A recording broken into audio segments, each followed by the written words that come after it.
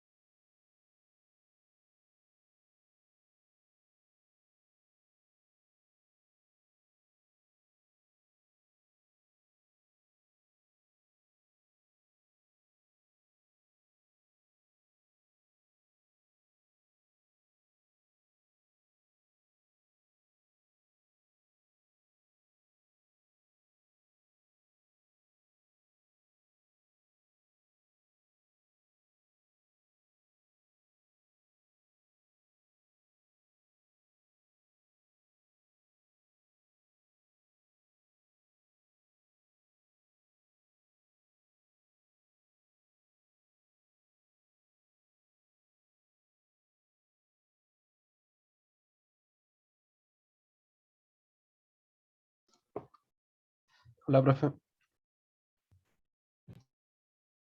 Hola.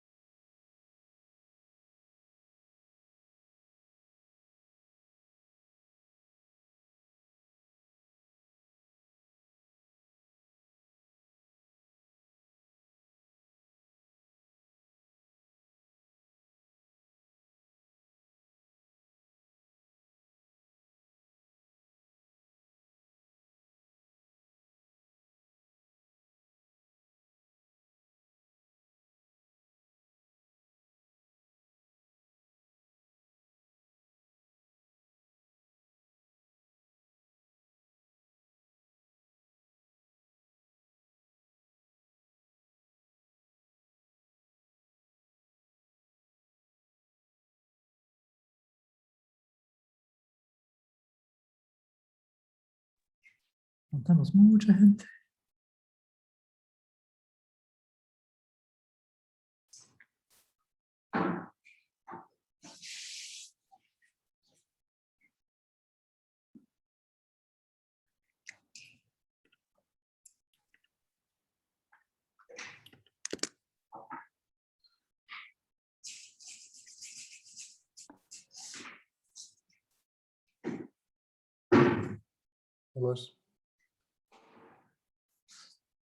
Hello.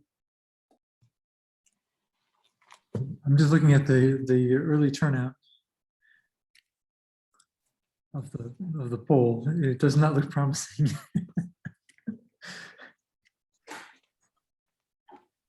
Maybe I need to extend the times.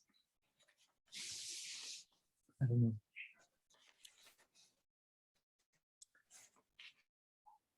It seems we only have, we don't have a 3-hour block available anytime.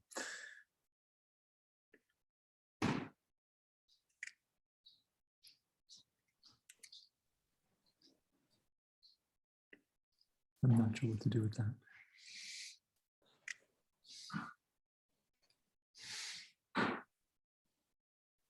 But maybe we'll come to that at the end.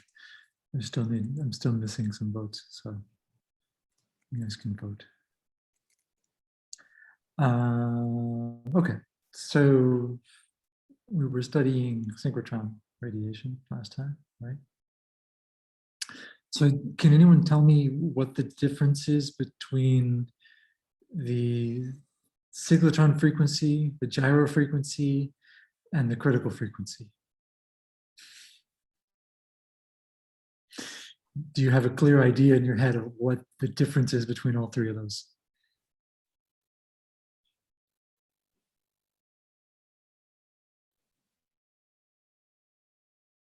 We can start with the gyro frequency. What's the gyro frequency? What is it related to?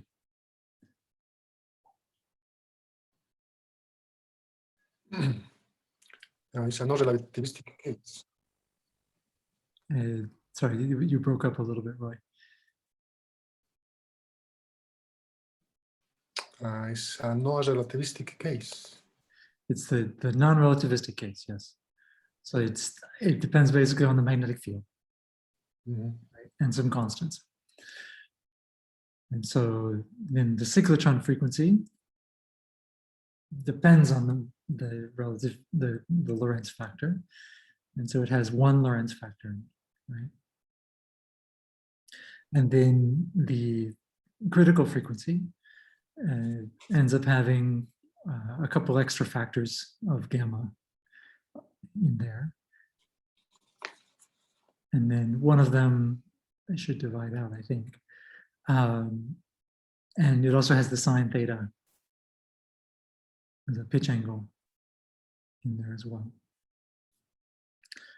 And so you have the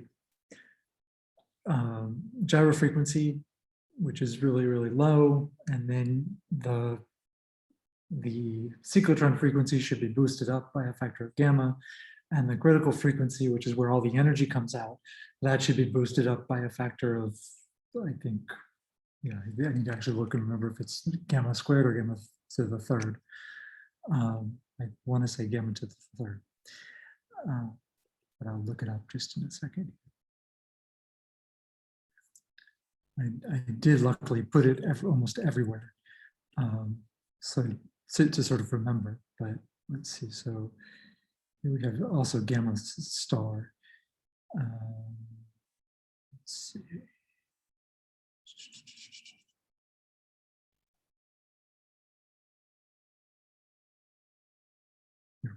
Yeah, so in fact, it's gamma to the third power, and then this is still the cyclotron frequency.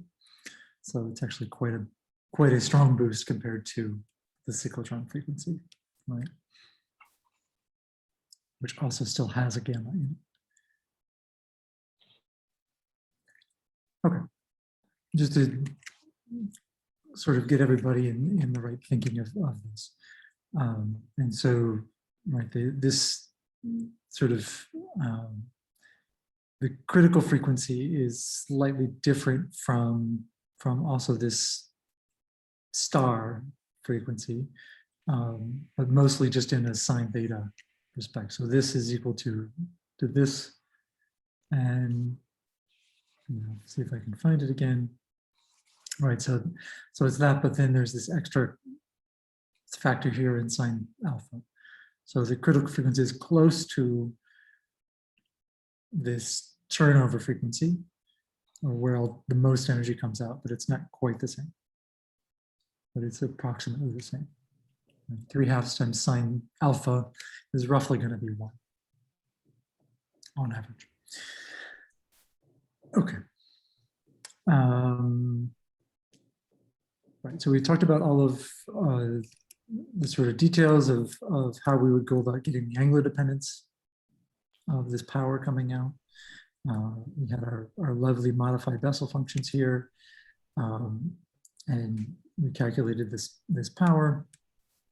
And the key point here was that this thing is really ugly. There's a lot of constants which depend on the slope, the input slope of the electron distribution, right?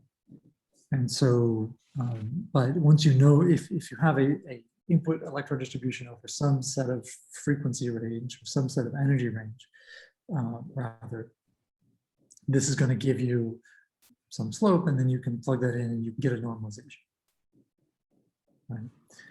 Which depends on the magnetic field. It depends on the normalization, the total number of electrons, right? Which comes in from the C parameter based on, if we go back, C is this normalization of the number, right? And so all of these constants, typically people will just group them as K. So this K has the slope in it. It has the electron distribution normalization. It also has the pitch angle dependence, etc. And then we have the magnetic field dependence and the frequency dependence. And that's encapsulates everything. And so typically when we go out and measure something, we will measure this, and we know this, right? We know the frequency we measure at. So we can measure it at multiple frequencies, get the power, figure out the slope, and relate that slope back to the initial P, and then we could be able to potentially calculate this normalization. And of course, there's a degeneracy here, right? Because the normalization and the magnetic field are both unknowns. And so we need something else to break that degeneracy. And the something else could be an argument about the energetics, right? So we have this argument here about equipartition. And so using the equipartition argument, we can get a constraint on the magnetic field, and then we can back out the constraint on the number density of electrons. Right, so that's one way of doing it. Okay. So that's all so hopefully clear.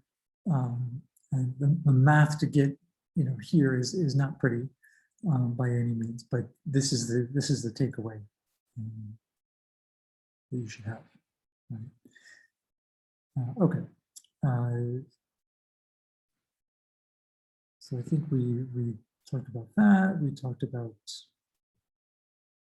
the cooling time as well, and how basically the faster electrons will have a stronger tendency to cool.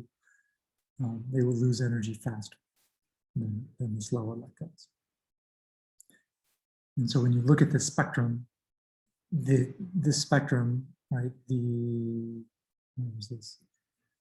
This spectrum, each individual electron, group of electrons with a certain gamma or a certain energy are contributing a peak amount here, here, here, here. So this spectrum is just mapping the electron distribution, but modifying the slope a bit, right? And so when we look at a spectrum like this, these are the slow electrons, these are the fast electrons.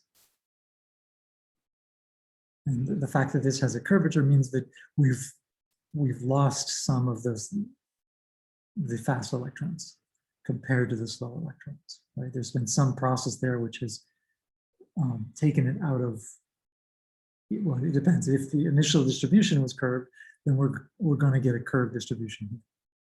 If the initial distribution was a power law, then after some time, it will just have some curvature because of the cooling. Right?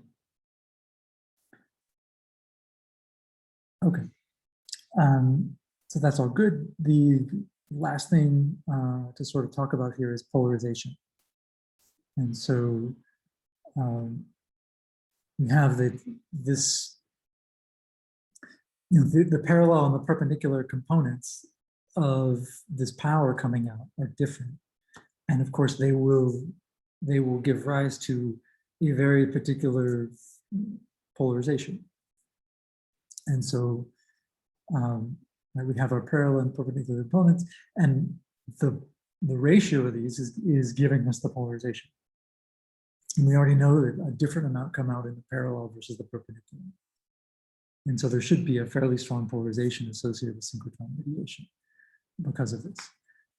Now, when you average over a population of electrons that are in different distribution, different motions with respect to the line of sight and with respect to the magnetic field, you should lower the polarization, but not completely because of the beam. So, when we have non-relativistic cyclotrons, we know that this orbit, this electron, is going to be in a circular orbit in some plane. And so we're going to end up seeing linearly polarized photons from this. and when we observe it from the plane. When we observe it from above the plane, we're going to see circularly polarized photons. And so when we move to a relativistic case, in the case of synchrotron, the total emission of the electrons,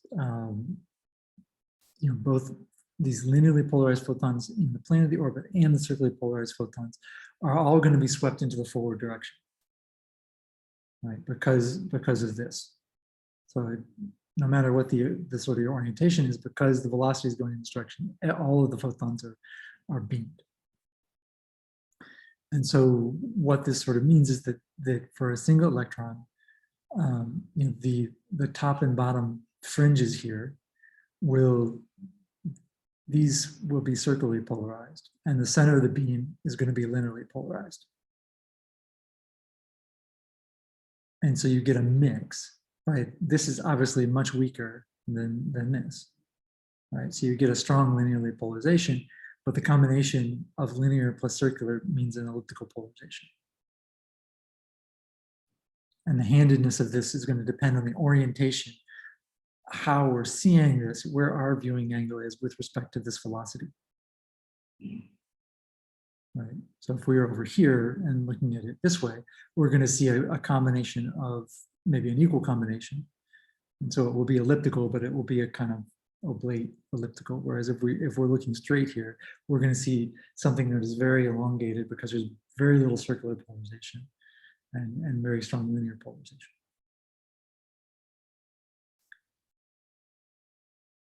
So when we also can do this as a function of the frequency, because the power coming out in the perpendicular and parallel directions is a function of frequency. So you can measure the polarization as a function of frequency. And so for a single electron, this is what it would look like. So you have the intensity from the parallel, the intensity from the perpendicular as a function of frequency. And you can see that at low frequencies, there's a pretty consistent ratio. But as you go to high frequencies, above or sort of close to the critical frequency, then these things start to differ. I don't have a plot of the ratios, but you can kind of visually see that this grows, right? So the polarization grows around the center, and then it dies off, but this dies off. Well, this dies off faster than this. Another thing, of course, is that if we have multiple electrons, basically they're going to start to cancel out, right? And so you have the sort of bottom fringe of a beam will overlap with the top of another electron, or for the beam of another electron. And so you end up getting a cancellation. And so generally, you end up finding that the synchrotron radiation ends up being dominated by the linearly polarized photons at the sort of central portion of the beam. The upper bound here is going to be about 75%, assuming if everything is kind of uniform, then you should get about 75%, because that's what a single electron would be giving you, right? But obviously, if anything is non-uniform, you're going to get something less than that, because you're going to have cancellations. So this is kind of a maximum that you'll see in terms of polarization. More typically, you might see polarizations of 5% or 10% at a maximum, because nothing's going to be perfectly aligned.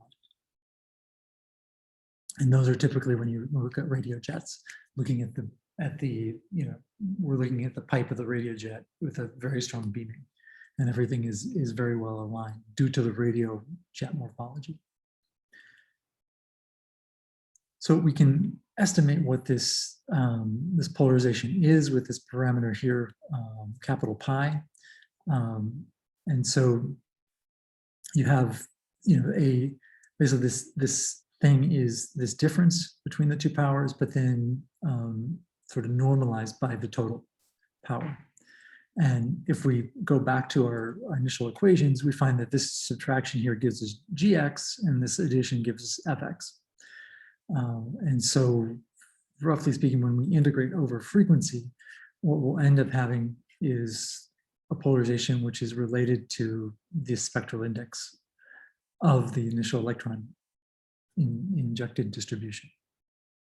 And so this is this gives us the maximum, or well, not the maximum, this gives us the overall polarization we possibly could have. This is the polarization, and so this is now the same single electron going as a function of this omega or divided by omega c. Right? And so you can see it starts at 0.5 and goes up, approaches 1 at the very high, and so the average will end up being kind of in here at around 0.7 or so, because most of the energy is coming out here. Okay, so that's polarization. Then just to kind of wrap up, so we started with a non-relativistic case, right, where we had just an electron going around and it had some oscillation in time, and that oscillation in time led to a peak at a particular frequency, right? Sorry, this oscillation in time led to a peak in the frequency here, right? So if you Fourier transform the sine wave of the change in energy versus time of this electron going around the magnetic field, you would end up with an emission line or an absorption line. And so as you compress that due to the beaming, you get a stronger pulse, right, over a shorter time.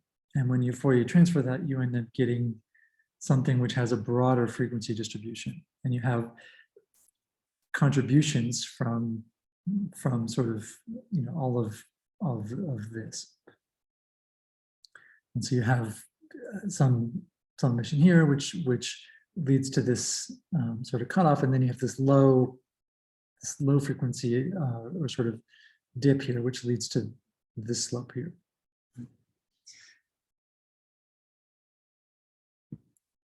And so you can think of like this transition. So again, this is just the same thing, but now split into sort of 3 components, right? So this is the time varying component, where this is purely in a non-relativistic regime. This is in an ultra-relativistic regime.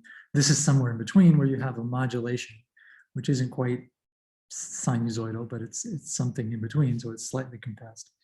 And you have some slight beaming, but not much. And so here you have harmonics that you end up seeing, where the first harmonic is the strongest and the second one is a little bit smaller, and so forth.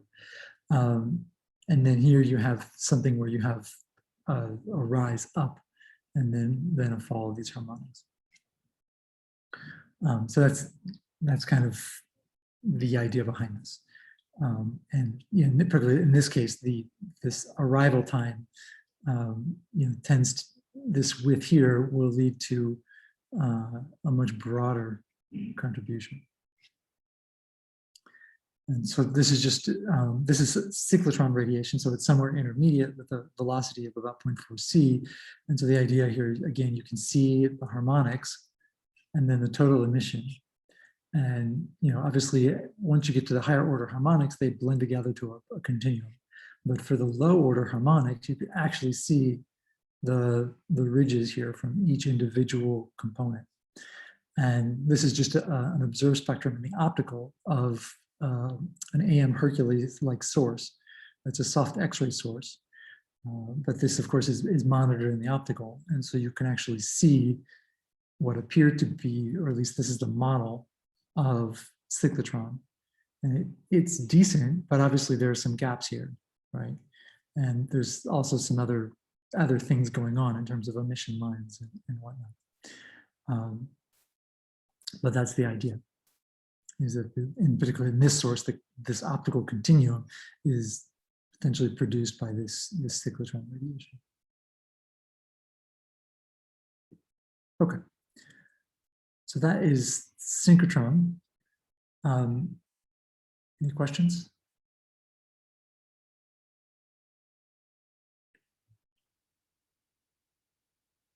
I think that is either you're muted or no.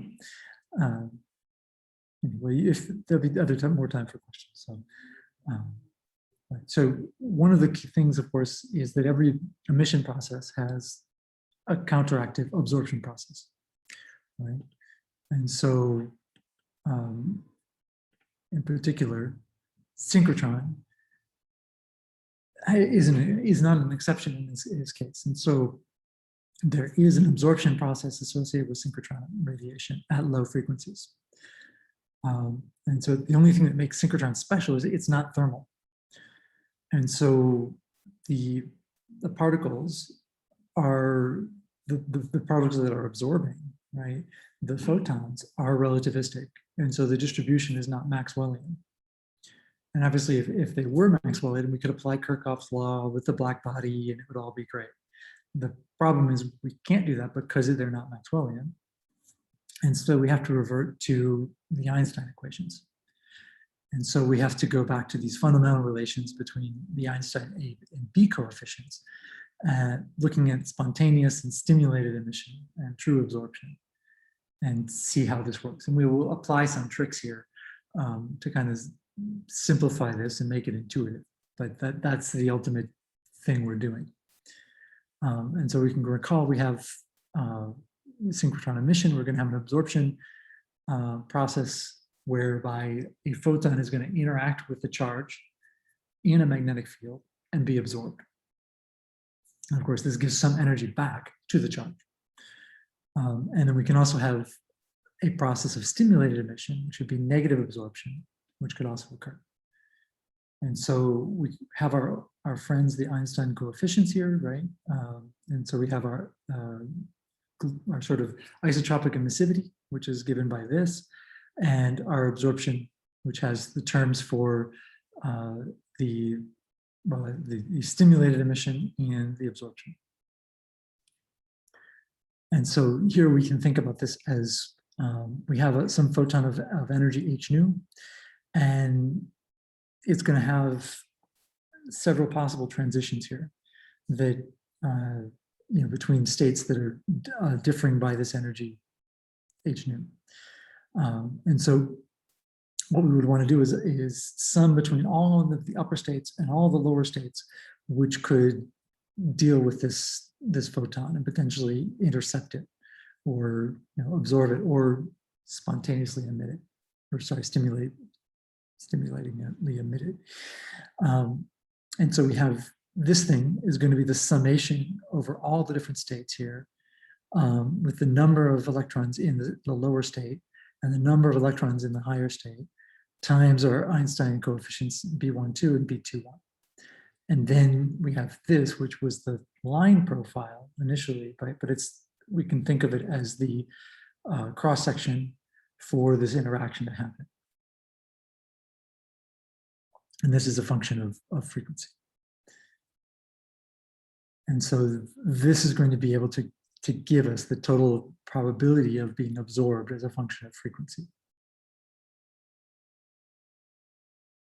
So here we can assume, or we have to assume, that the emission and absorption processes are isotropic in this case. And so the synchrotron, this is a little bit tricky in terms of synchrotron because the synchrotron is specially aligned to the magnetic field, right? So there is a natural alignment there if the magnetic field is uniform. If the magnetic field is not uniform, if it's tangled and there's no net directions, then the particle distribution should be purely isotropic. And so we kind of have to hope that it's not a pure uniform field, but that it's a little bit mixed up in order for this to work properly. So this isn't a perfect assumption, but with this assumption, we can at least apply it and see how well it works. Okay, so we can take the power coming out as a function of frequency, or as omega, and we can write it in terms of nu and E2. So in terms of nu E2, it's just going to simply be this. And so then we can have an emissivity, which looks like this, and this will transform into, so this thing now will be the summation of this particular energy, summing over all of these different energy states with this emission component and with this thing. And so we know that, that we have this relation here that relates the Einstein coefficients. And so we can plug in a substitution here and we can get out something which looks like this. Likewise, we have the absorption coefficient, which is given by this. And so this thing will transform into a summation over these things, as we had said before, right? And so we have two components here. We have the stimulated emission component. This component here, which has the negative, and then we have the absorption component, which was this one. And again, we can take this and we can now make this substitution here that we have this thing. And so we're now going to, this is just a summation over this lower state population. And so we can remove that and make this substitution that this power is coming in. And so our absorption component is related to the emission, but with some number densities here and related to the frequency. And so we can combine them back and we have an absorption coefficient which looks like this in terms of a summation over the different states. And so we can, in this particular process, this is going to be continuous, right? This isn't, I'm forgetting the word now. But in terms of like atomic transitions, you have something which has individual states of n and 1 and 2 and 3, whatever. This isn't like that. This is a continuous sort of absorption coefficient. And so basically we can move this from under the summation and replace it with this thing. And this is sort of allowed because this thing is going to act like a delta function. And so it can enforce a relation, something like that. And so we can kind of interchange these two. So that's the one of the tricks here. And so we end up having, instead of this N1, right, or rather we have this thing here, we have this thing here, we can use this trick to get the N1 state back. So we then want to try and replace the summation with an integration, right? And so these were discrete states, but as we said, this is a continuous process. This isn't discrete. And so we should be able to naturally change this summation with this integral. And the trick is then, what do we replace here in terms of this summation? And so here we have the number of E2 states, right? So a particular state. So what we want to do is change this to an energy, and we want to change this to an energy. So this is just going to be the number as a function of energy over different energies. And the trick here is that we're going to end up changing this very slightly. And so we have a energy squared here and an energy squared here. And the idea is that because we have this slight difference, we're going to have this number will have a very slight distribution in terms of its energies compared to this number. And so basically the idea here is we're sort of identifying NE with the local density of states in phase space.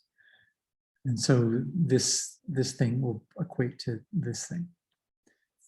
But with this difference due to the photon energy. So assuming this sort of functionality holds, then we can make some other tricks here. And so one is to look at this and say, okay, well, if h nu is much less than the energy of the electrons, which actually is an implicit portion of this anyway, then we can identify this delta h nu with a very small change here.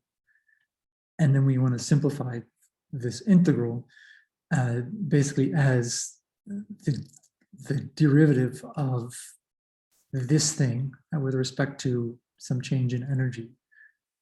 And that will give us this thing. So this will end up coming back and looking like this, with this extra e squared here. Right, so that's this change in energy here is just dE times this. And we then move these guys over here. And so this should appear like that. So this is our absorption coefficient now. And we then can add in a power law distribution for N. So we have, as before, we have over a small portion of energies, we can approximate it as a power law. And so we can plug this in. And we can note that this thing, right, this thing is, for this particular functional form, will end up being equal to this. And we just plug in this thing. This is going to be minus p minus 2, and we'll take the derivative of it, and so it'll be minus p minus 1. And we have an extra factor here for the p plus 2. We can note that initially this thing simply looks like NE divided by E. And so this thing we can replace with this. And so we substitute that back in, we pull the p plus 2 out, and we have an integral which is now much simpler.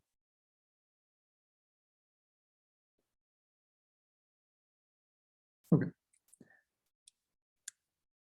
So for a single electron here, we have this power is going to be given by this.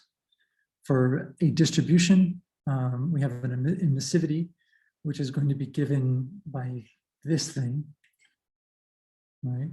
And here we have slightly different nomenclature. This is VL, but it's basically the gyro frequency. And then we have an absorption coefficient, and the absorption coefficient is going to end up looking like this thing.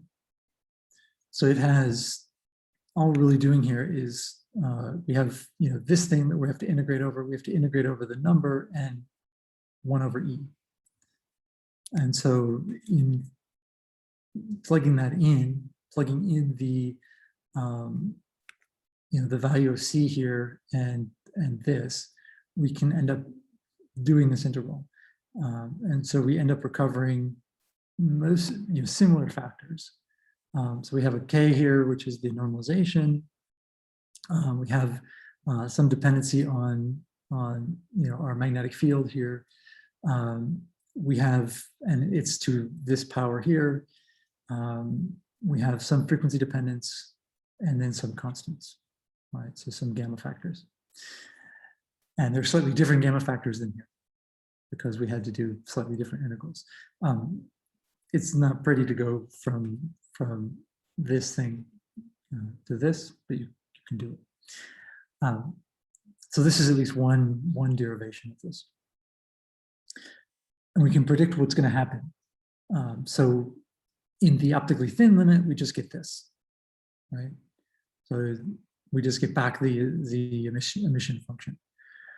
In the optically thick limit, we're going to go back to our transfer function, and we're going to have in the optically thick limit, this thing is going to go to 1, or going to go to to 0, right? This is going to be high, so this is going to go to 0. This is going to go to 1, and so we're going to end up with something which say looks like this. If we can plug in the R, which is the size of the region, and we can have a tau here, or vice versa. We can, it's just this definition.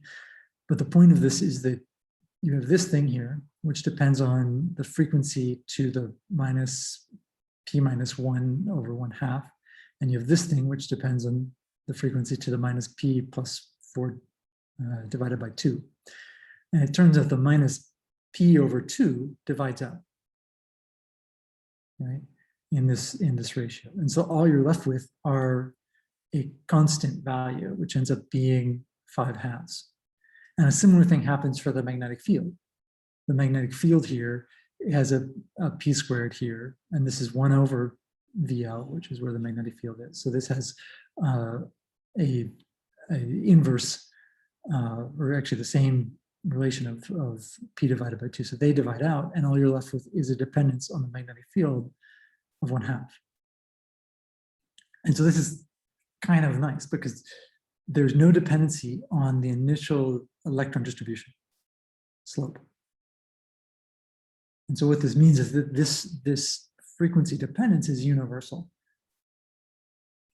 And so, this slope is going to have a frequency dependence which goes as 5/2. Notice it's not 2, right? It's not the same thing as a Rayleigh-Jeans slope. It's slightly steeper. And then, of course, has this mild dependence on the magnetic field. And so the fact that it's not -2, it's minus 5.2, 5 divided by 2, 3. Sorry, I can't do the math. 2.5, right? It's different by just 20%. That is because this has a non-thermal structure to it.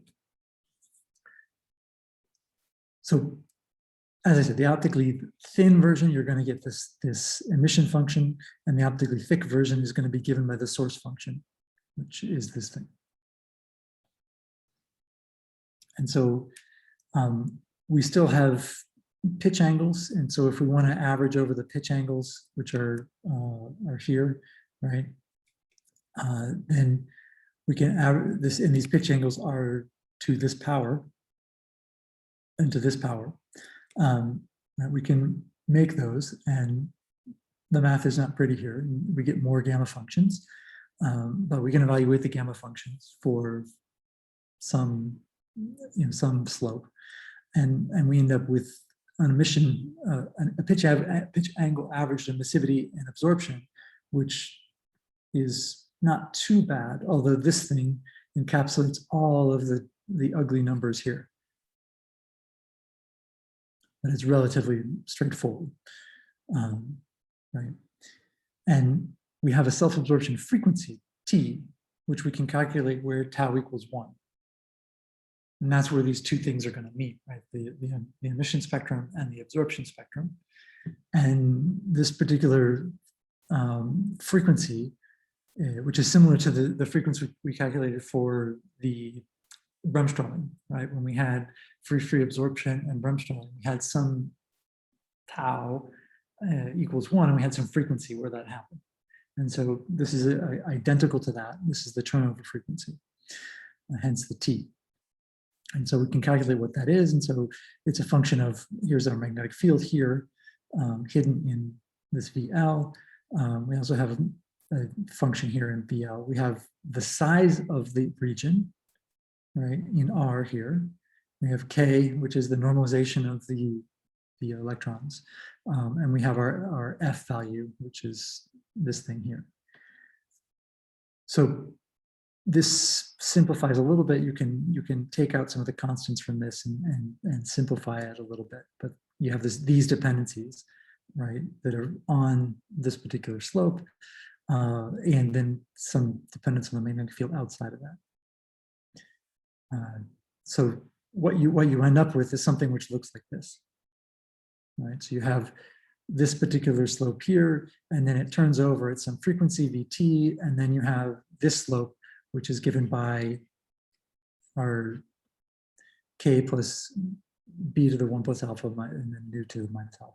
Here, notice this is, we've now used alpha here rather than s, but I stole this graph from someone. So this is one derivation of this.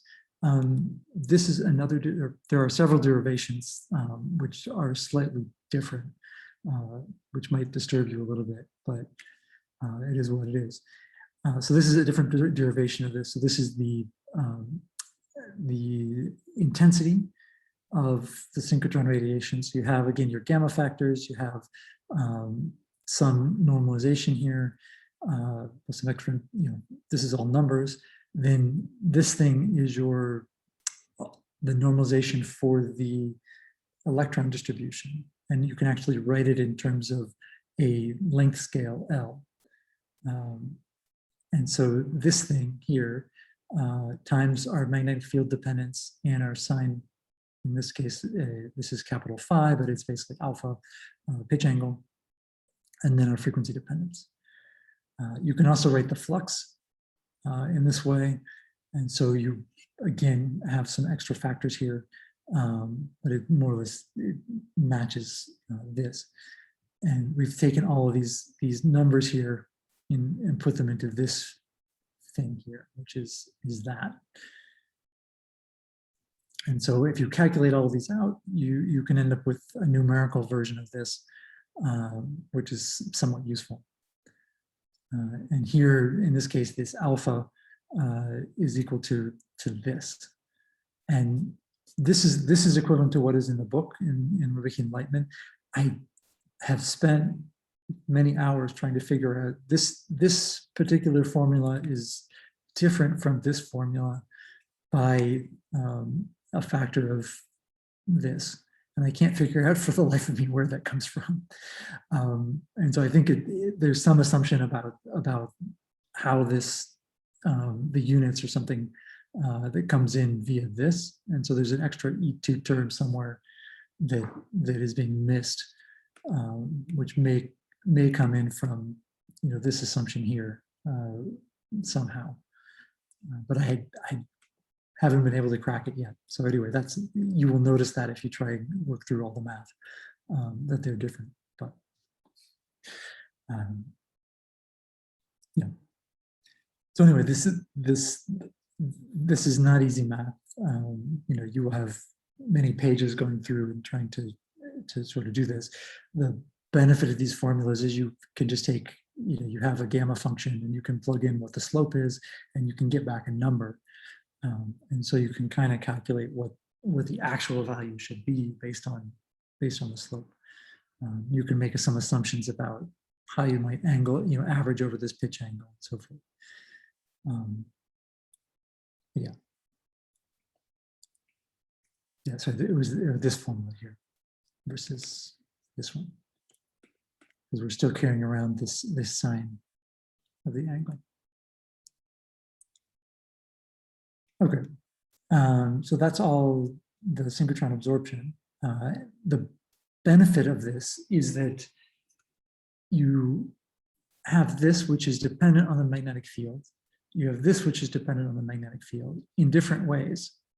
And so remember here, you had the issue of a degeneracy between this thing and the magnetic field. If you can measure this, you have an extra constraint on the magnetic field, but it has to factor in the size of the region. So if you can physically resolve the size of the region, then you can crack this degeneracy, and you do not need any assumptions about the equipartition.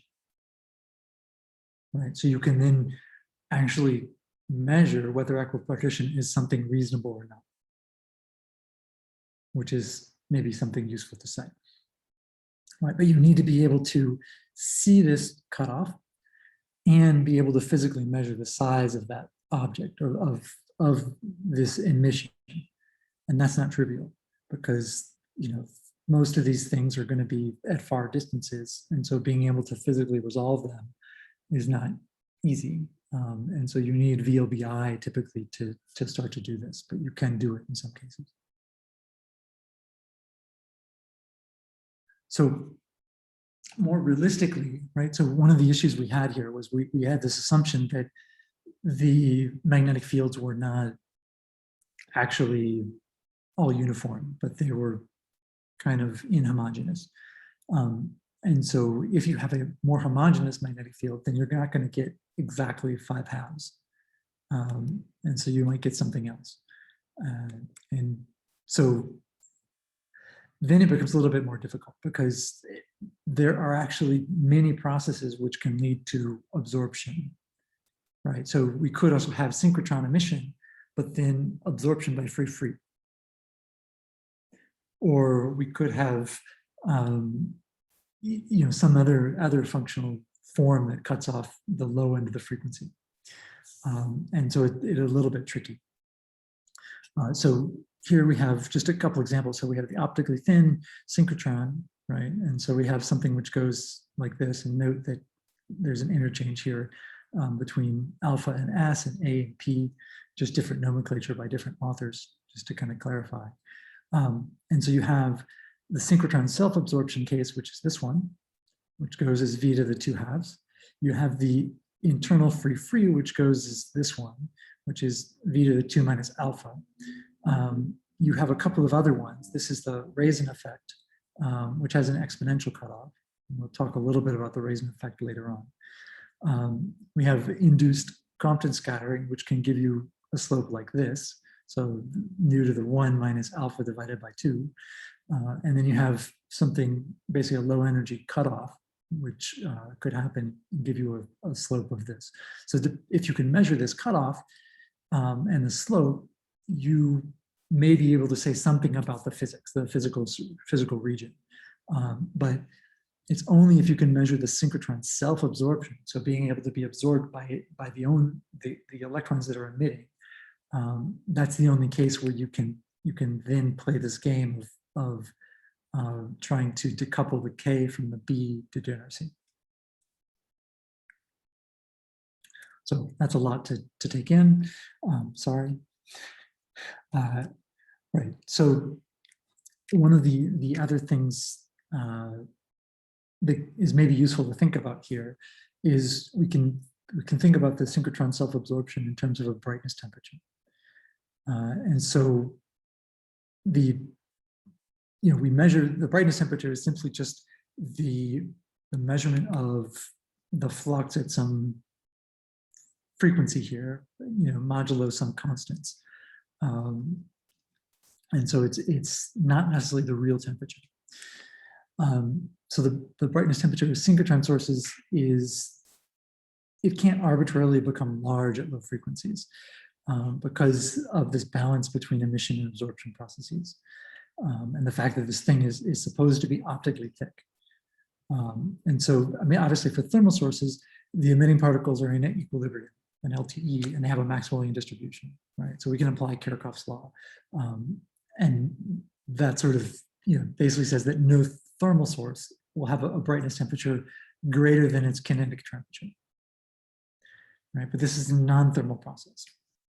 And so it's not necessarily quite as intuitive. But because we applied the Einstein coefficients there, we still have a similar issue that there will be a limitation on this temperature due to the fact that we're in an optically thick scenario. So these synchrotron sources are non-thermal, and the energy distribution here of the electrons is a power law, and right, so there's no obvious well-defined temperature in that case. However, the absorption profile is pretty, is related to this emission profile. There's no dependence on the power law slope anymore. And so the synchrotron self-absorption occurs basically for any electron distribution. And it always has it should, in theory, have a slope of minus 2.5 if we have inhomogeneous magnetic field. And so we can think about this as, so the electrons have this energy, and they're going to emit most of their synchrotron near an associated critical frequency, which is given by this, right? And so the spectrum tells you something about what population of electrons are there. And so the synchrotron emission at some frequency mu is primarily going to come from electrons which have a Lorentz factor near this, where this is related to the frequency now, right? Just turning this around. So in this sort of approximation, basically the electrons of a particular energy are going to be contributing to a particular frequency. And so all the other electrons, they could form a relativistic Maxwellian distribution or whatever. It's not really going to change anything. And so consequently here, if we have a source which is sufficiently bright to be optically thick, the brightness temperature at some frequency isn't going to be able to exceed the effective temperature of the electrons. And the effective temperature of the electrons is just this energy, or gamma MC, right, MC squared. So we can think about this in terms of, let's say we have a relativistic gas, or ultra-relativistic gas, and so we can have the energy here is related to the momentum, or related to the momentum times c. And so this is the non-relativistic limit, this is the relativistic limit. And so here we would then have a sort of number of sources per momentum, which would be related like this. Whereas in the ultra-relativistic limit, we would have something which would be related like this. And we can calculate the power coming out or rather the energy here as this integral here or this integral here.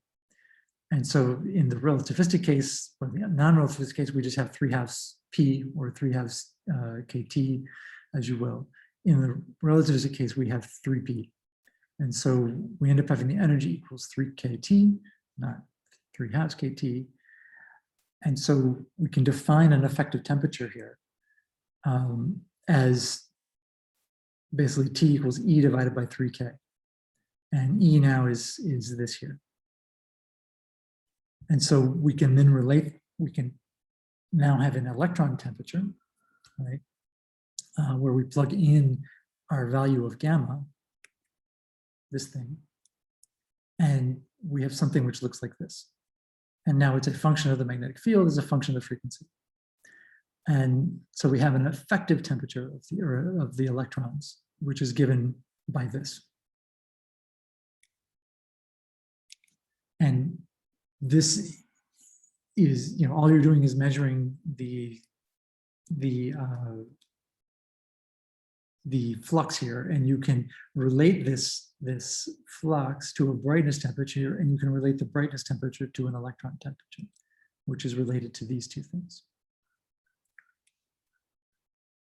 So if you're at low frequencies, the brightness temperature is just given by this, right? And so if we're in this case where the brightness temperature is roughly equal to the electron temperature, the effective electron temperature, we can then equate this thing here with this thing here, and we then have something where the specific intensity equals this thing, and we can plug in what we had here, and we end up with this. We can add them together, and so lo and behold, we end up recovering our initial sort of derivation, which was that in the optically thick regime, we have a frequency dependence which goes like this, and a magnetic field dependence which goes like that. And so the intensity at any given frequency is, you're able to derive this magnetic field. Now, what we actually measure is not the intensity, but the flux, right?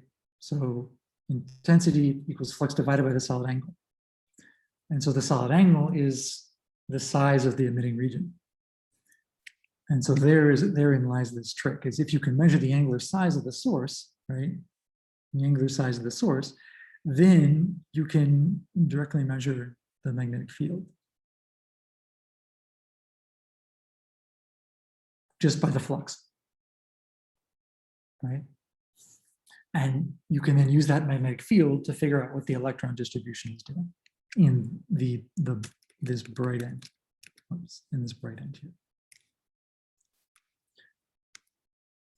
Okay. Hopefully that makes sense. Any questions so far? I have a question. Yeah. I didn't understand very well the idea of assuming, I don't know if I understand that well, but the idea of the total spectrum is that we can assume that at a specific frequency, there are a specific energy for the electrons that are contributing to match at that frequency. So we can assume that the other part of the spectrum and the other populations can be assumed as a Maxwellian distribution that contributes. Not necessarily. I mean, it basically it doesn't really matter what distribution they form. You're going to get it. You're at that particular frequency, everything is dominated by that particular population. So it doesn't, there is no distribution. It's almost like a spike. And so for any given frequency, you isolate a very narrow range of values that are contributing. Okay, it's like is we go back to the previous steps and we only consider the individual spectrum of that energy and manage the other.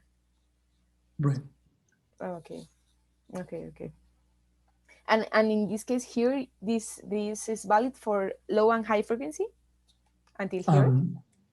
Well, so at high frequency, you have this, right? So, and I mean, you're getting contributions from individual energies which go like that. At low frequencies here, you're not, right? You're getting an interaction between, you're getting an absorption term which is coming in and taking a hit, which is stronger at lower frequencies. And so this is basically, you still have this contribution, but it's summing up slightly different. Is sort of what it ends up being. Where was this argument here? Yeah, so it's, you still have a distribution, but what it ends up happening is that at a given frequency, you have something which is below it, but you never have contributions. Is that right? No, I guess yeah, actually, I would have to think about it a little bit. Think about how, I get to go back to here. So yeah, if you're on this side of the slope and you measure this thing, so you're going to have contributions. You should probably still have some contributions from everything above it too. And so there, let's see.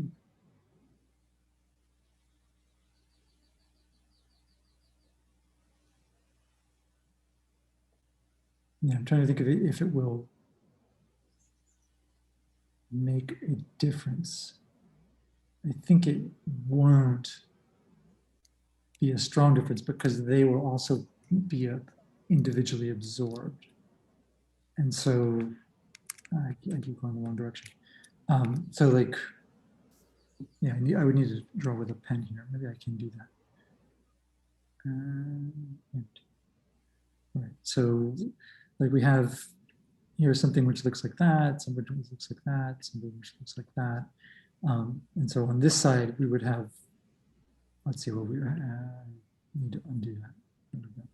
I mean, technically we have things that look like this, things that look like that, and then we're absorbing them down. So they're taking a hit. So the initial thing here was that this thing was dominantly contributing, and now it's being some fraction are being absorbed here. And so when you're measuring this, it's still somehow tied to this initial distribution. And that's the idea that's trying to be conveyed, at least, is that because this is the initial distribution, when you map it back down, the contributions here are still going to be dominated by a single component. Yeah. Whether that actually holds true or not, yeah, it really depends on if, you know, the issue here is that this individual electron form is going to be maintained. And so what has to sort of happen, you have some, it's not, it goes like this, but this should be a slope of something else, right? This should be going back to, I have to get out of here first. Okay. I still have that, lovely. So coming back to this,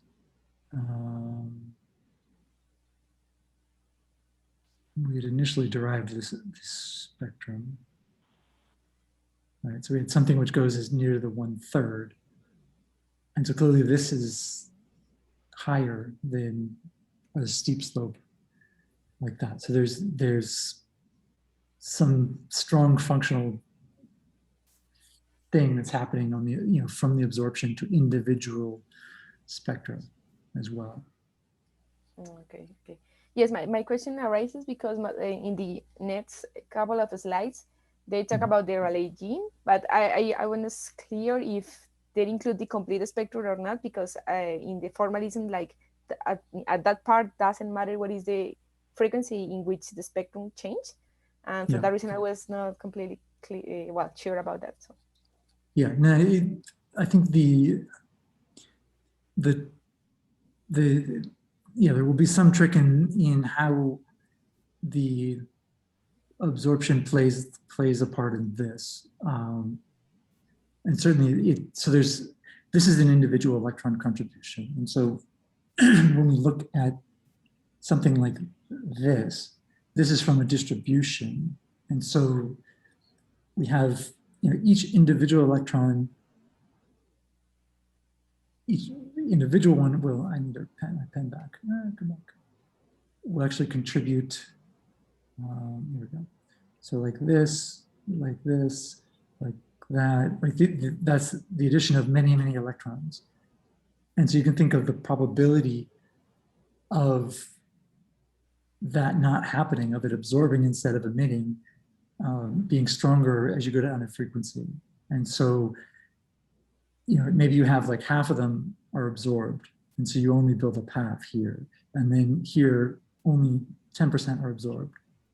And so by that, the summation of many, many individual electrons, you end up with a slope which ends up looking like that. And so it's yeah, it's not super easy to visualize it. Yeah.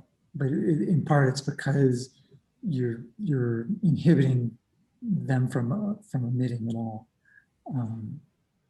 And so, and I guess there's, yeah, as a function of, see, the individual, I'm sort of struggling to do this is as a function of frequency. So as a function, if you go down in frequency, the individual electron spectrum will also potentially be impacted here. Okay. I need to think about it a little bit. So I'll have to come back to you. Yeah, thank you. Yeah. These high frequencies means very high energies. And Yes. we can think, can we think in some synchrotron showers, right? And how about the magnitude of the magnetic field? It's possible to think in, I don't know, maybe 10 to 25 Gauss. Maybe not that high, but 10 to the 10, yeah, sure. Okay. Yeah. Maybe I'm going to give you some examples, which will maybe put things in better perspective. So I have some examples here. that I was going to finish class with. So maybe that will help a little bit, put things in perspective for you. Yeah. Okay. Are there any other questions? Okay. Right, so one fairly obvious example is, and I showed you a spectrum earlier from M82. And so we know that you know, in H2 regions, you have ordinary electrons that are at a sort of temperature of 10 to the 4 Kelvin. And this, you know, this sort of emission, basically ordinary electrons are going to be much stronger sources of thermal radio emission than synchrotron. So if we think about H2 regions, they're going to be dominated by free emission, not by synchrotron. But it's a function of frequency, right? So the free emission is maybe looks like this, and the synchrotron looks like this in some sort of arbitrary units here. And this isn't really a great estimate of the free emission. It's not necessarily that curve, but so you know, these aren't ultra relativistic, right? So they're not going to be giving you much power in terms of the synchrotron radiation. What you really need are all electrons which are ultra relativistic. Those are the things that are going to drive synchrotron the most. And so what do you need to have an ultra relativistic electron? That's basically a cosmic ray, right? And so the cosmic rays that are floating around in a galaxy, those things are going to be the things that are emitting synchrotron. And so, you know, you're not going to necessarily get that here, but you will get that if you look over larger scales. Right, so these electrons basically are going to produce a power that's similar in the radio. And this gyro frequency, or sorry, not gyro frequency, the cyclotron frequency is going to be Doppler boosted, right? So you have this thing, which we can relate to the magnetic field like this. And so thinking about the typical frequencies here, plugging in for different gamma factors for non-relativistic electrons, right? This frequency is going to be 30 hertz. And so for relativistic electrons, this will be about substantially smaller. And then when we want to see what the critical frequency is, that's going to be, you know, gamma to the third times this. And so, right, if gamma is 1, then all the energy is going to be coming out at 30 hertz. If gamma is 10 to the 3, then you would multiply this times 10 to the 9. And so you end up with something which is now in the sort of megahertz regime, or gigahertz almost regime, you know, a tenth of a gigahertz or 100 megahertz or so. And then depending on the magnetic field. So basically, the situation where the particle velocities are relativistic, the densities are generally low, and synchrotron ends up dominating over Bremsstrahlung. Whereas for particle velocities which are non-relativistic, but the densities are high, Bremsstrahlung will dominate because of this density squared aspect of it.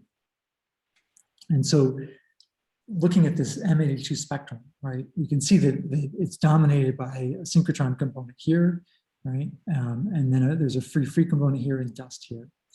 And so if you were to spatially resolve our galactic plane, for instance, what you end up seeing, so this is a survey at 60 micron. So this is measuring the dusty star forming regions. This is a 8 gigahertz survey, and what you get, you know, or sorry, 800 megahertz, so it's right around here. And so the ratio of these two things, right, you'll see that these things end up being, these are generally star forming regions. And then the things that are in green, dominated by the radio, end up being sources of very strong cosmic rays. And it turns out that these are supernova remnants, right? So you have an explosion, you have a shock which plows through the ISM, and that shock, when it compresses, it ends up compressing the magnetic field.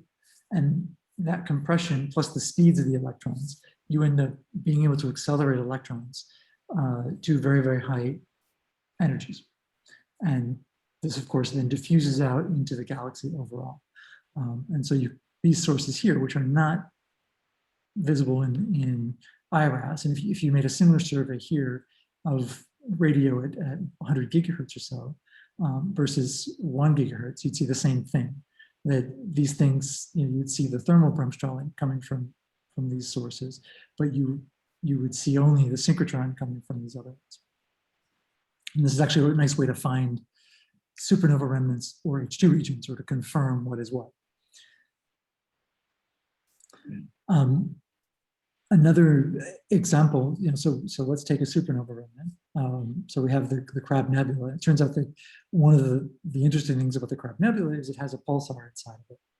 And of course, this pulsar has a very strong magnetic field. It's spinning around very, very fast. And this can then accelerate particles.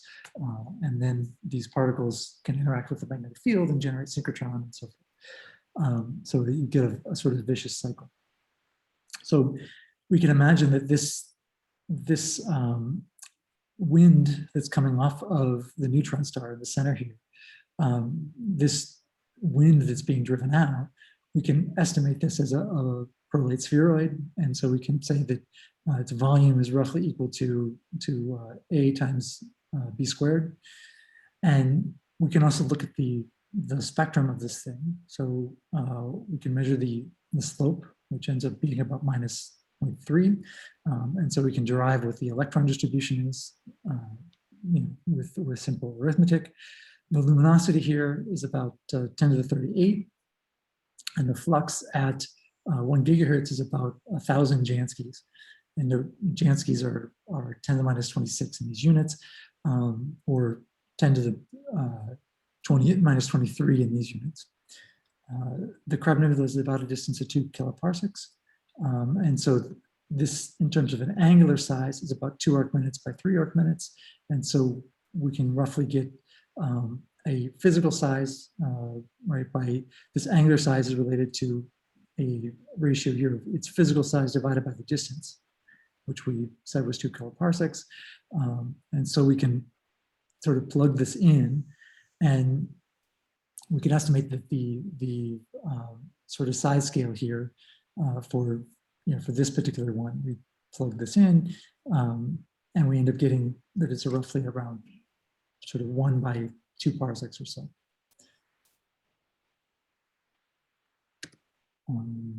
Right. So we can then use some relation. So this is the relation from Miley for the magnetic field. Sorry, it's a little compressed here. This is the relation between the magnetic field energy and the magnetic field and the total energy. And so, if we make assumptions about some of the parameters here, so it's at 0 redshift, right? Let's say it has a K of 1, it has an eta value here of 1. This isn't necessarily a great assumption, but we can use it just to make things simple. And this will give us a minimum magnetic field. And so the minimum magnetic field that we plug in, given this size and given the flux and the spectral index, ends up being not very high, right? Only about 4 times 10 to the minus 4 Gauss. And that's only a factor of maybe 10 above what the magnetic field in the ISM is. We can estimate the minimum energy that's required here. So just plugging in this relatively tiny energy times the volume, we end up getting out a really large energy because of the large volume of this thing, right? It's a couple parsecs in size. So we have an energy of 3 times 10 to the 49 ergs. So we could then, this is the total energy that's wrapped up in the magnetic field in that region. We could think about if we had equipartition, then this would be roughly equal to the cosmic ray energy as well. We can estimate the cooling time, right? And so the electrons here, typically they're this Crab Nebula can actually radiate synchrotron radiation up to about 20 keV. And that's in the X-rays, so about 5 times 10 to the 18 in terms of hertz. We plug in this magnetic field, and we plug in a Lorentz factor, which is very, very high. Considering that basically an electron, a typical electron rest energy is going to be about that. And so we have a 20 keV photon will roughly equal to this sort of gamma. And so the power emitted coming out is roughly going to be this in terms of ergs per second. And if we divide this energy here, divided by the power coming out, we end up with a time scale of cooling for that electron, which is about 50 years. And so, I mean, obviously the Crab Nebula has been around for almost, it was exploded in when, 1260 something, is that right? No, 1064. So it's been around for 1,000 years, right? So these electrons would cool very, very rapidly if they weren't re-injected. And so you can think that this wind nebula is constantly replenishing the fast electrons in this regime. The kinetic energy from the pulsar we can estimate from its spin, and so it's just given by this formula here, and the spin down time is given by this, and the moment of inertia is something like that. And so the period is relatively rapid. The spin down time is measured to be this, and so the change in this kinetic energy over time is roughly equal to this. So that's the amount of energy that the pulsar can potentially inject into the nebula.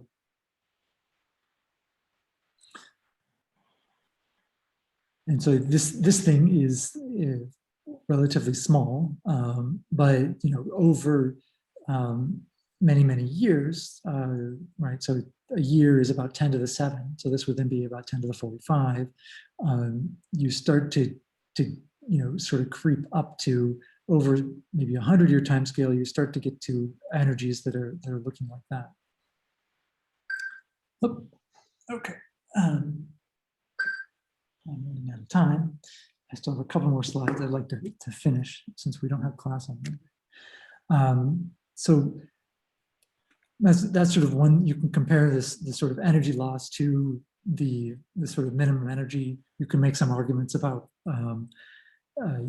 what's going on with this nebula, and you can start to get at the physics of how you're able to power this, and the coupling of how much energy is coming out and being radiated away versus, so this is the luminosity is 10 to the 38, and this is just the crude amount of energy coming out is also 10 to the 38. And so almost all of the energy which is being shed by this pulsar is coming out as this in this wind, and then is being emitted as synchrotron radiation. Right? In a crude sense, we've made some estimations here, right? It's not exact, but order of magnitude. You have all of that energy is coming out as, or most of that energy is coming out as light, and of course the nebula is also it has wind, and so some of the energy will also come out via that. But it can't be a huge amount because the luminosity is pretty comparable to this rate of loss of the rotation. Okay, so that's one thing you could do. Another thing we could estimate, so we've estimated the cooling time right here of the fast electrons.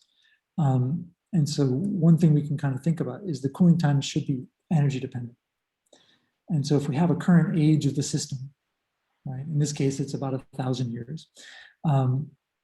Then we can think about the time scale for an electron to lose half of its energy, right? So it's cooling over time, and so it won't lose a lot of energy very quickly, but over some time scale, it should lose half of its energy. And so the overall spectrum might look like this initially, right? So it has a slope of minus 0.3, which is what we measured before.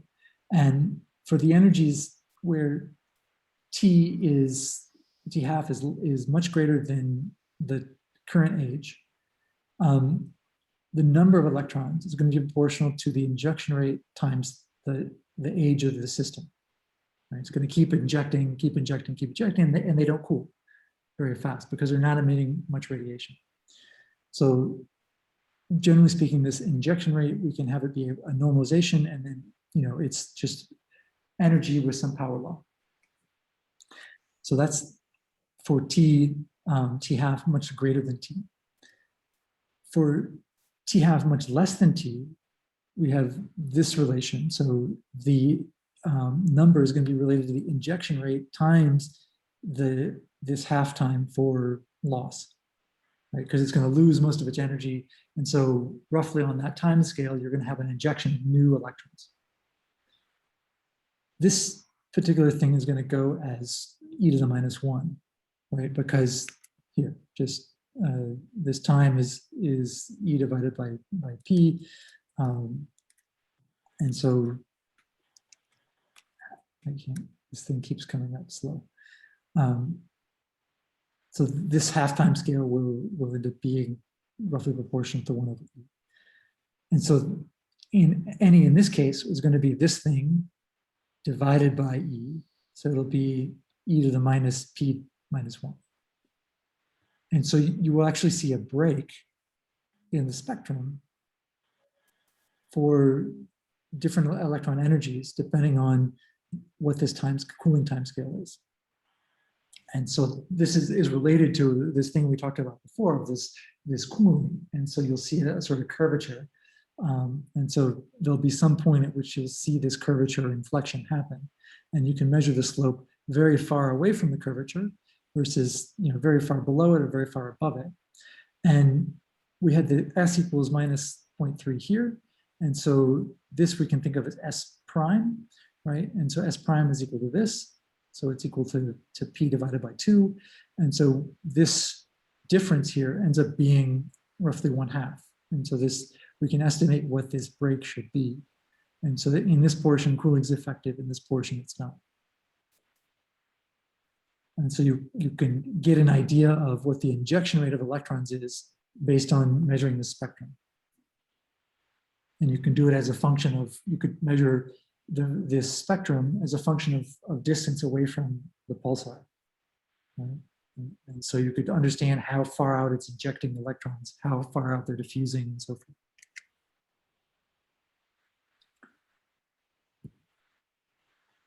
Okay, so we have this. We can think about this break frequency, and we can actually relate this break frequency to this injection. So basically, T is going to equal T for injected electrons. And so T here is going to then be related to our magnetic field and this gamma factor. And so we can end up equating this into a relation. This break frequency is going to indicate to us what the magnetic field is and what the typical Lorentz factor is at the break. And so we can actually use this break to measure place a constraint on the magnetic field.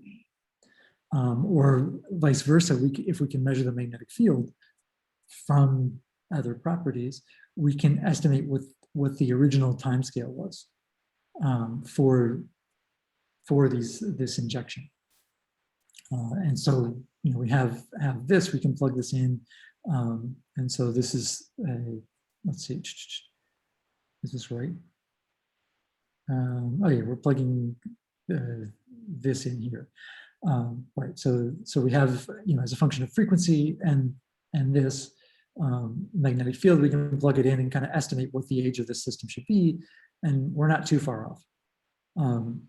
So, you know, this is a factor of a few off. It's not super accurate, but it's not bad either. Okay, I got the crap length of a time wrong. Right, it's 16 something. Yeah, it was okay. Is it right? No, it should be about 1,000. Yeah, I don't know why I say 500 though. It should be roughly. Pretty sure it should be 1,000. Okay. And let me then just finish here. So we can also think about the supernova remnants. I mentioned that they were, they were regions where we saw strong synchrotron emission in sky surveys. And this is due to the large kinetic energies that they impart into the ISM. And we can actually think about them as places where we generate a lot of cosmic rays, right? So all the relativistic particles in our galaxy, a large fraction of them come from supernova remnants.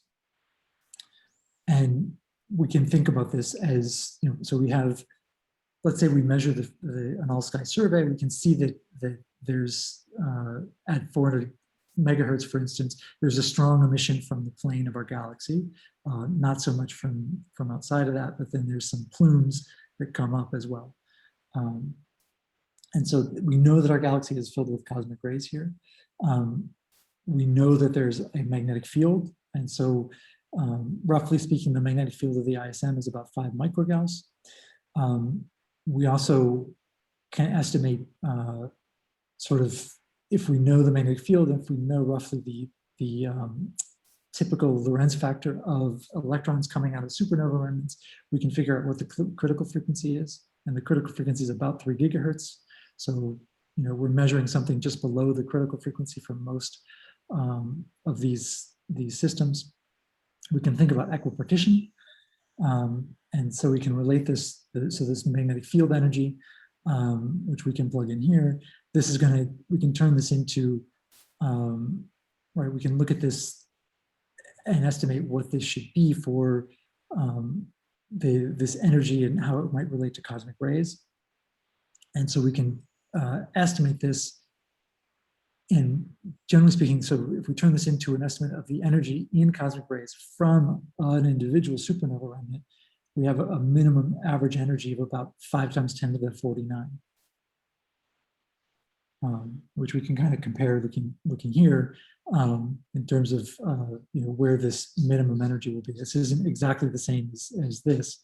Right? This 5 times 10 to the 49 would be about right here, and 5 microgauss would be about here. So it should be kind of here. It's not the minimum on this particular plot, but it's close. We can compare this to the total energy that typically comes out of a supernova, right, which is about 10 to the 51. So it's not too unreasonable that a very small fraction, a few percent of the total energy is then coupled into accelerating these electrons. You only need it, the process doesn't need to be super efficient. Only a few percent of the energy needs to be going into accelerating these things as the shock wave is moving out. So that's just sort of one example of our galaxy. We can also relate our galaxy to AGN, and I mean obviously the center of our galaxy pales in comparison to most radio loud AGN. This is what a radio image of our galaxy looks like. So you can see supernova remnants. You can see some H2 regions. So we have various emission mechanisms going here. We have our black hole in the center, which is not very powerful. And so we can compare this to some of the most powerful radio sources that we see on the sky. So radio galaxies, we see this is a radio image of M87. So actually this is the radio, this is the optical from HST, and this is the X-ray. And so this is synchrotron in all 3 cases. So, very powerful electrons, right, are being able to power this. And we can estimate what the minimum energy requirements are for something like these jets. And typically the energy requirements are about 10 to the 60. And so we're talking about 10 to the 9 supernovae in terms of energy, right? So huge. And then, of course, these things are, these jets are extending out up to hundreds of kiloparsec from the galaxy, from the nuclei, where we think the engine lies, right? And of course, that distance and the fact that you still have this energy in these electrons means that that's going to increase the kinetic energy requirements by factors of many above and beyond that, right? So there was a real conundrum how to explain and how to power this, how to explain these jets from these AGN. Right? And so you can also, so this is something from Centaurus A, and so the galaxy is sitting down in here, and this is creating a huge lobe, and we can measure the magnetic field of the lobe, and it's actually pretty low. It's about the same as our galaxy, right? 10 to the minus 5 Gauss, so 10 microgauss. And the extent of this thing is of the order of 30,000 light years. So you can calculate what the energetics are in here, and then relate that back to how do you drive electrons out into this distribution? How much should they cool? Right, because if you have a group of electrons here over some time, and you can estimate this time, right? So this is 100 kiloparsecs. And so you can say, even traveling at the speed of light, this will take a certain amount of time to travel 100 kiloparsecs. And is that enough time to be able to keep these electrons fast? Or would they lose energy as they're moving out? And it turns out they would lose energy as they're moving out. And so you need some mechanism which is re-accelerating along the jet so that you can keep the fast electrons fast for long enough period of time. And so those requirements are sort of fundamental into understanding and trying to come up with models for how you make and re-accelerate these jets over many, many kiloparsec scales, which is an ongoing area of research. Okay, so sorry I went several minutes over time, but just wanted to kind of finish this section and cut it off, and so we wouldn't have to talk about anything else. So are there any questions?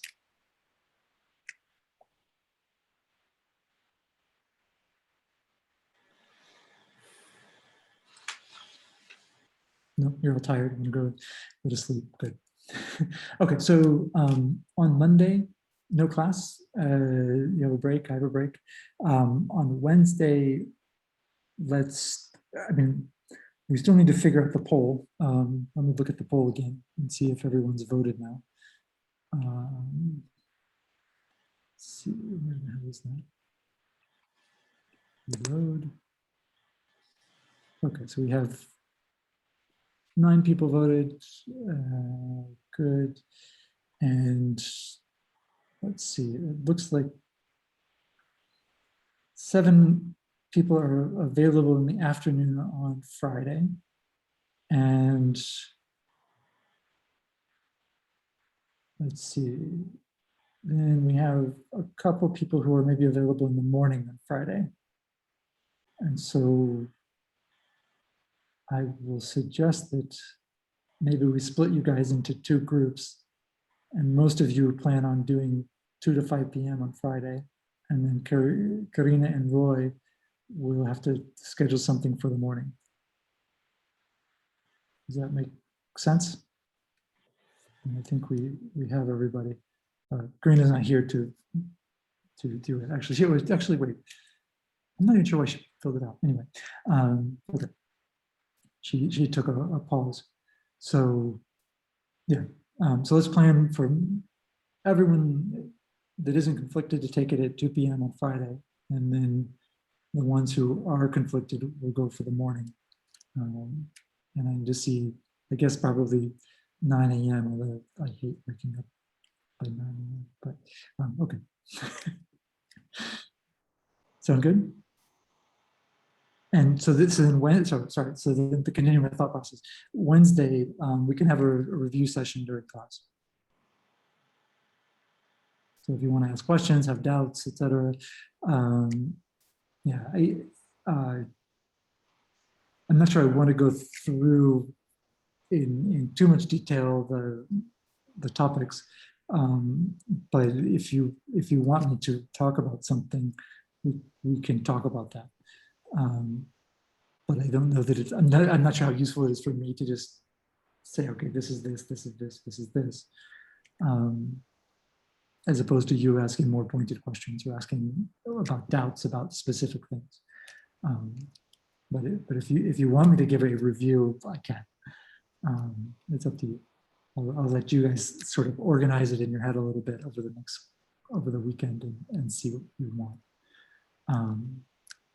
Okay, and then let's see, last thing, Friday is a holiday with the university. Day of the worker. Okay. And so let's have the office hours on Monday, right? So if you want to turn the homework in late on Monday, you have a chance to come to office hours. Let's do it 12 to 1, same time on Monday. Okay.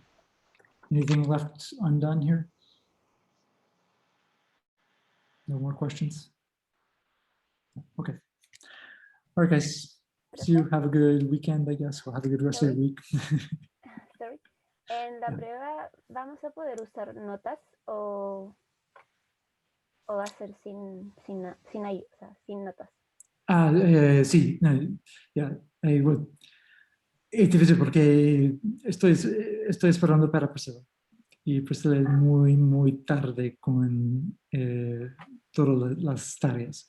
Y voy a mandar prontamente mañana todas las pautas.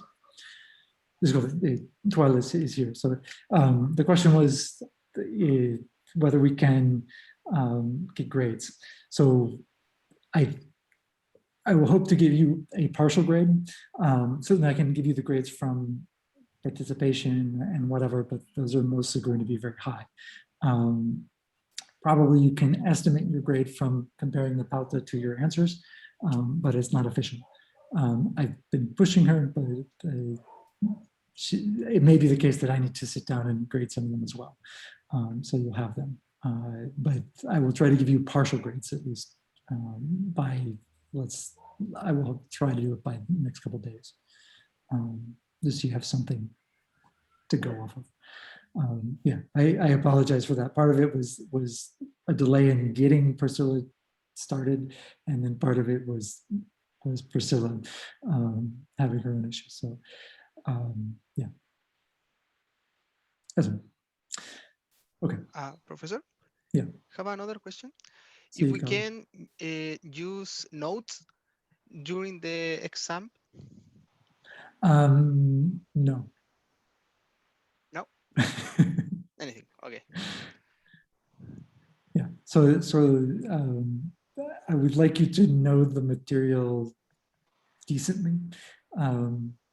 And so, yeah, look at it as so several of you are PhD candidates, and so look at it as what you will have to face when you take the qualifier. So it's good to have some practice doing that. I will grade accordingly in that if you all do terrible, I will take that into account. But I think it's good that you try and, inhale some of the information and try and actually, have it known. But I'm not going to ask you. You're not going to have to come up with constants or anything like that. But you should know the basics, right? You should know that the Bremsstrahlung is going to depend on the density squared, right, and the temperature to some power, right? So you should know that the synchrotron depends on the magnetic field and the frequency with some dependence. right? And then that's related to the electron distribution, right? So you don't have to memorize stupidly long formulae, but you should know the basics of it, right? The same way you should know black body, you should know how to calculate the total energy, the total luminosity or total flux coming out of a black body, right? Which is to sigma times t to the fourth, right? You should also know the functional, you should know the slopes of the black body. Okay, exponential versus a slope of nu to the 2. Right, so those are the kind of fundamental things I'm asking. The other things, memorizing stuff that is really minute detail, I don't really care about. But yeah, and so the makeup of the test will be partly, it'll be some short answer questions. There I need to decide, I need to put it together. So I can put it together, I'll put it together this weekend. There may be 1 or 2 questions where you have to do some math, but I will try and avoid doing hardcore math, or I will give you the formulas or something like that. And then, yeah, there'll be some true and false. I love true and false, even though it's really a pain in the ass to write them so that they're clear. But the idea is to test you on, to try and get. The thing is, like, we only have a couple of hours, and there's a lot of material, and I'm only going to be able to pick out the most important things from each lecture. Right? Just it can't be. I can't test you on more than that. So when you're studying, think about, okay, what are the big points? What are the not big points? Just kind of, maximize your time. Maybe it could be useful to review that on Wednesday. Sure. The basics. I will throw it back at you and say, what do you guys think are the most critical points? and you kind of each respond. And so, right, if you miss something, I might tell you, but it will be more interactive. Okay. Okay. Thank you. Okay, good luck, guys. Take care. And if you have any doubts, send me an email and I will respond. And if it's relevant for everybody, I'll respond in announces. Okay. Ciao. Thank you. Bye. Bye bye. Thank you. Bye, everybody. Bye.